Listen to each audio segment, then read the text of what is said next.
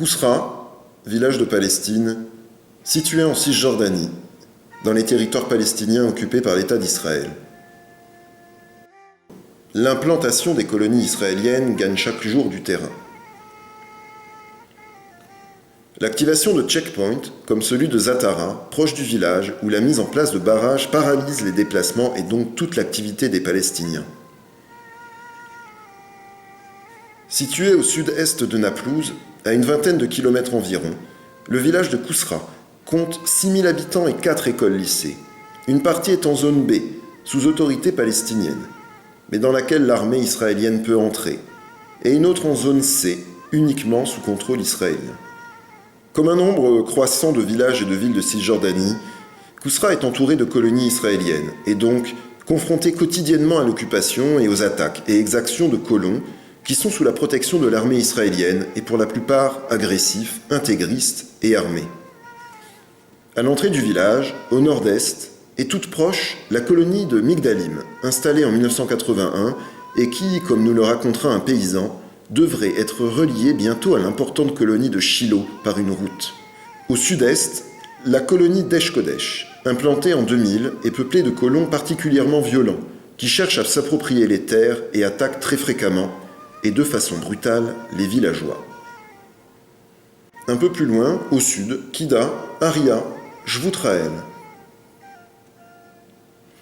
Le but de l'État d'Israël est de relier, à plus ou moins court terme, ces colonies entre elles, enfermant ainsi les territoires palestiniens sur eux-mêmes, sans possibilité de communication avec l'extérieur. Abdelazim Mouadi est le maire de Kousra. Avec ténacité, il défend la terre et les intérêts des habitants de son village. Dans son bureau, à la mairie, il nous parle de l'implantation des colonies israéliennes et des exactions des colons. Ici, c'est Kousra. Là, cette parcelle de terrain fait partie de Kousra. Les colons sont venus et y ont planté de la vigne. Là, c'est le village de Jaloud. Et là, la colonie d'Esh Kodesh. Deria, Eliahen, Kida et Shivot Rahel. Après Shivot Rahel, il y a Shiloh. Ils ont volé les terres qui appartiennent à Kousra, ici, là, là. Là, ce sont des terres sans droit d'accès pour les Palestiniens.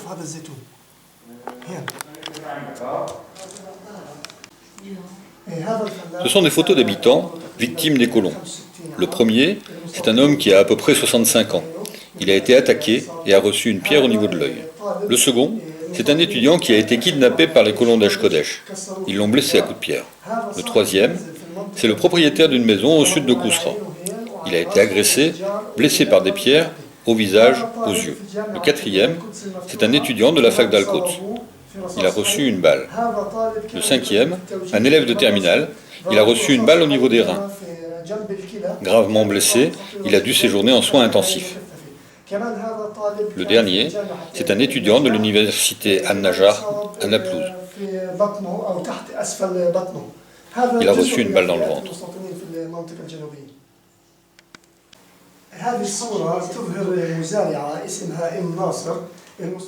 C'est une paysanne. Elle s'appelle Nasr. Les colons ont arraché ses oliviers.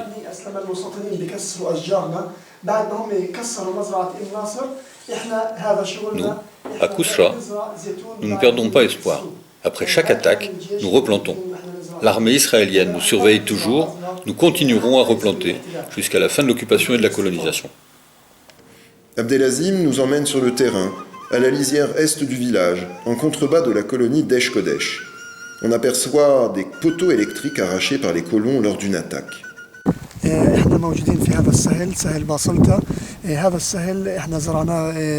Ici, nous nous trouvons dans la plaine de Baselta.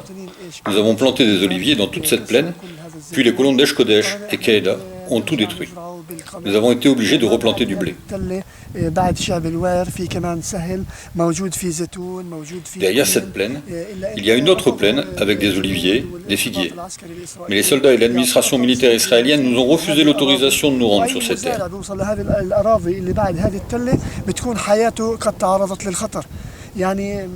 Chaque paysan qui essaye de les atteindre met sa vie en danger, donc on ne peut pas du tout y aller. On aperçoit également de jeunes oliviers replantés par les habitants du village, là où les oliviers parfois ancestraux qui faisaient la fierté familiale ont été arrachés ou brûlés par les colons d'Esh-Kodesh. L'on aperçoit aussi de petites constructions blanches. Il s'agit d'abris financés par le conseil de village et les villageois, avec le soutien du gouvernement français au travers de l'Agence française de développement. Leur but est tout simplement d'occuper le terrain, au sens propre du terme, d'empêcher la progression des colonies. Une initiative parmi d'autres pour tenter de contrecarrer une loi complètement illégale décrétée par l'occupant, selon laquelle toute terre non occupée lui revient automatiquement au bout de 3 ans. Les enfants sont les premières victimes de l'occupation. Ceux de Kousra n'échappent pas à la règle. Ils ont, comme tous les enfants du monde, besoin de jouer, de découvrir, d'apprendre en toute tranquillité. Or, ce qu'ils vivent au quotidien, c'est l'inquiétude et l'insécurité, comme l'explique le professeur d'anglais du collège, M. Adib Sissi Bani Fadel.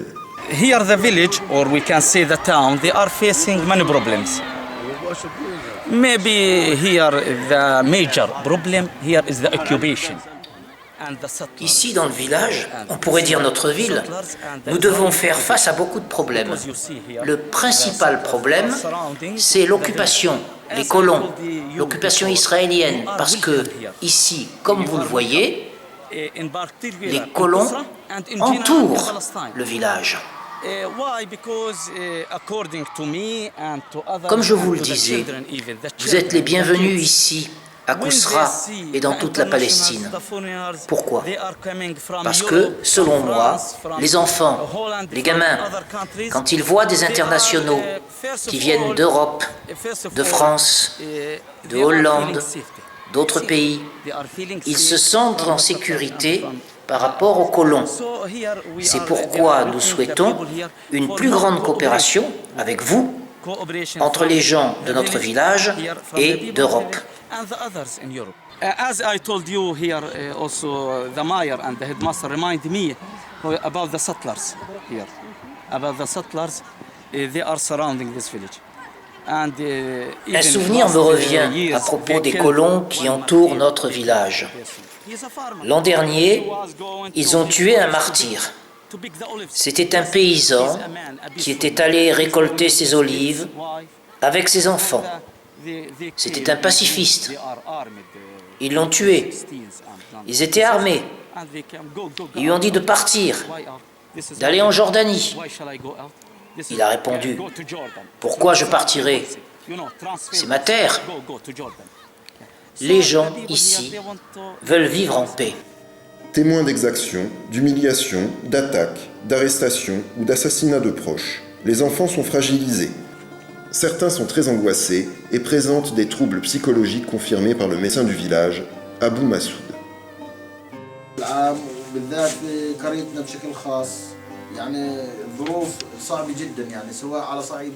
À l'école, si les élèves ne sont pas en forme, et si les conditions ne sont pas parfaites pour l'apprentissage, ils n'arrivent pas à apprendre. Chez nous, à Kousra, on a beaucoup de problèmes, en particulier à cause de la colonisation et des attaques des colons. Ces 3 dernières années, les enfants ont eu des problèmes psychologiques. Non seulement ça gêne leurs apprentissages, mais ils ont eu besoin aussi de voir un psychologue parce qu'ils avaient peur.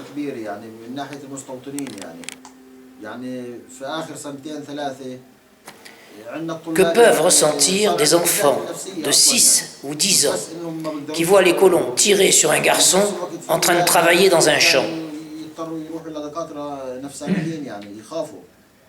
Ils travaillaient dans le champ voisin. Ils ont vu ça de leurs propres yeux. Et ça reste gravé dans leurs esprits, même s'ils entendent seulement le bruit. Des enfants qui voient les colons tirer sur leurs voisins, qu'ils connaissent très bien, que peuvent-ils ressentir? Même un adulte ne peut pas supporter ça. Le garçon a été assassiné et il y a eu plus de 100 blessés. Il y a des gens qui restent handicapés, ne peuvent plus marcher, des gens qui sont gravement blessés, comme Elmi, blessé au ventre. Sa situation a été compliquée.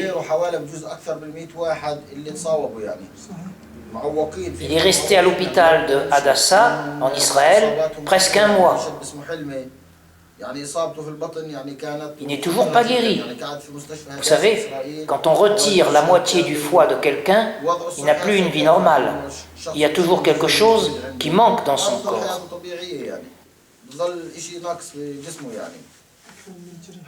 Les ambulances et les médecins ne pouvaient pas atteindre les blessés. Moi, comme médecin, j'ai essayé d'y aller pour apporter les premiers secours aux blessés. Mais j'ai été agressé. Ils m'ont interdit d'accéder et de faire mon devoir de médecin. J'ai été agressé et chassé. On les laisse saigner pendant 1 heure. Même pendant les guerres, les secours ont l'autorisation de transférer les blessés. Abu Bilal le sait. Quand Abu Hussein a été blessé, ils m'ont interdit de lui porter secours. Ils l'ont laissé sans soin et ils m'ont interdit de le soigner. Le but inavoué de l'État d'Israël est d'occuper toute la Palestine et d'en chasser les Palestiniens, notamment vers la Jordanie. Cela passe dans un premier temps par la conquête de la terre. L'appropriation des terres par les colons constitue pour les Palestiniens non seulement une cruelle injustice, et ce, d'autant plus que la communauté internationale reste globalement indifférente, mais constitue également la privation d'une source de subsistance. Abdelkader Barakat est paysan. Il possédait des terres à Jaloud, le village voisin, terre qu'il cultivait avec ses frères. Il lui est interdit de s'y rendre pour travailler, bien qu'il ait prouvé qu'il en était propriétaire. Je suis paysan, je m'appelle Abdelkader Barakat. On a une terre à Jaloud. Avant, on l'a cultivée chaque année avec mes frères. En 2001, alors que nous étions sur notre terre, les colons et l'armée sont arrivés. Nous avons été chassés. Notre tracteur a même été détérioré. Comme nous sommes des paysans, cette terre est notre seule ressource pour 15 familles. Je suis allé au tribunal, j'ai déposé tous les papiers datant de 1940 et qui prouvent que cette terre appartient à notre famille. Ces preuves sont dans les mains du maire de Jaloud. Le procès est en cours. Monsieur Saker Hod s'est vu interdire l'accès à ces champs, situés en contrebas de la colonie de Migdalim, en raison du projet de route reliant la colonie de Migdalim à celle de Shiloh.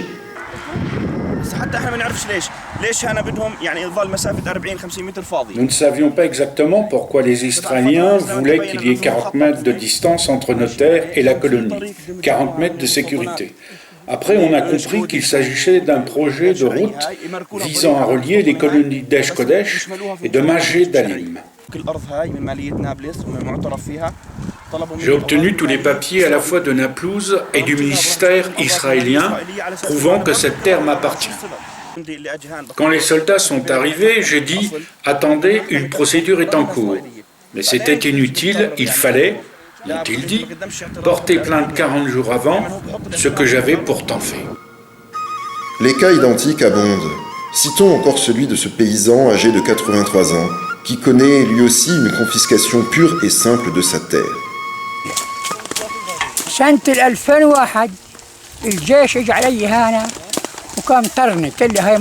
2001, l'armée israélienne est arrivée ici. Ils m'ont chassé sous prétexte que c'était une zone militaire fermée. Les colons ont exploité ma terre pendant 6 ans. J'ai porté plainte. Je n'ai jamais perdu espoir jusqu'au jour où j'ai récupéré ma terre en 2006.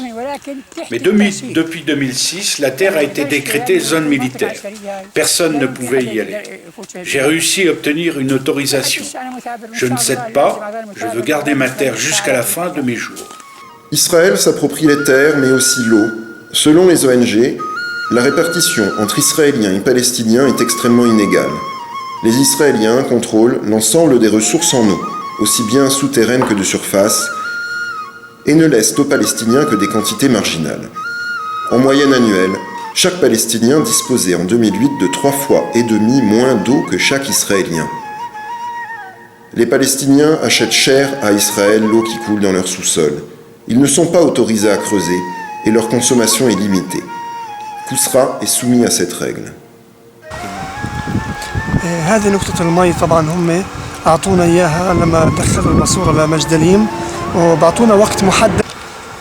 Ce point d'eau a été créé par Israël uniquement pour approvisionner la colonie de Mijdalim.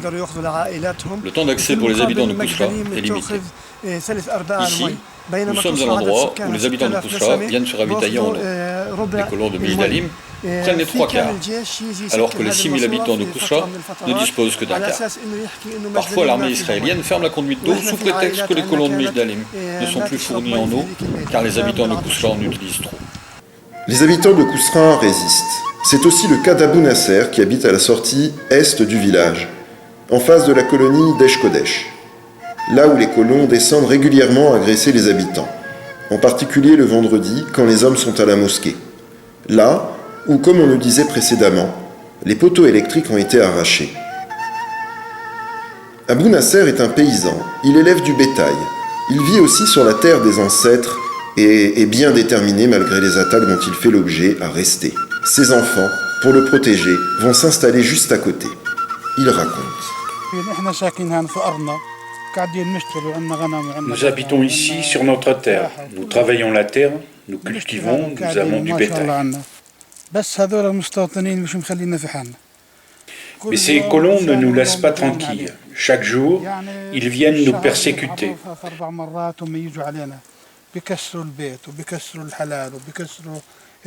Tous les mois, ils viennent 3 à 4 fois tout casser, maisons, tracteurs. Même les arbres, ils les ont déracinés. Plusieurs personnes ont été blessées et il y a 2 ans, il y a eu un martyr. Au mois de février, un jeune a été blessé, ici, à côté de ce poteau. Moi-même, j'ai été plusieurs fois frappé par les colons et même une fois, ils m'ont tiré dessus, ici. C'est notre terre, ici. Où pouvons-nous aller ? Et eux, ils continuent leurs provocations et persécutions pour nous chasser de notre terre.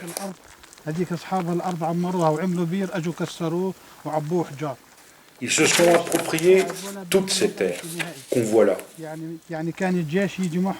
Nous sommes à 3 kilomètres et toutes ces terres, ils ne veulent pas nous laisser les utiliser, ni construire dessus.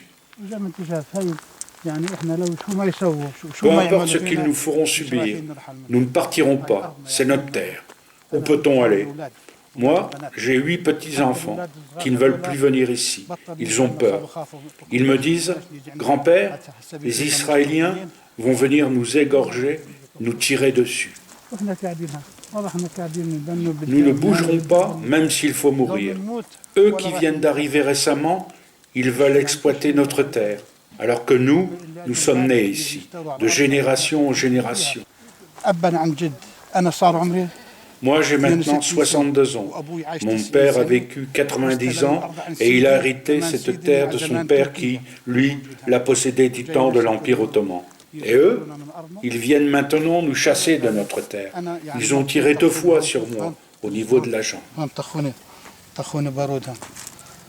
Ils font des incursions quotidiennes la nuit.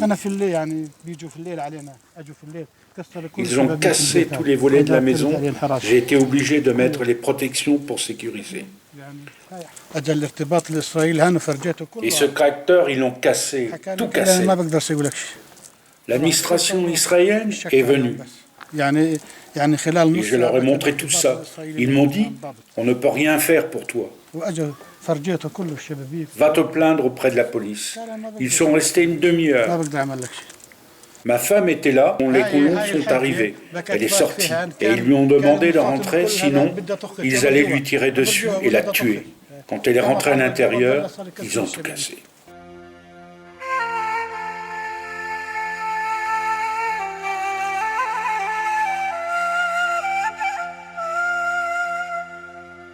Kousra résiste. Face à la violence des colons, les habitants de Kousra utilisent aussi désormais une autre forme de lutte. Montage vidéo, Internet, Facebook, afin de montrer la situation réelle, pour qu'un jour, enfin, justice soit faite.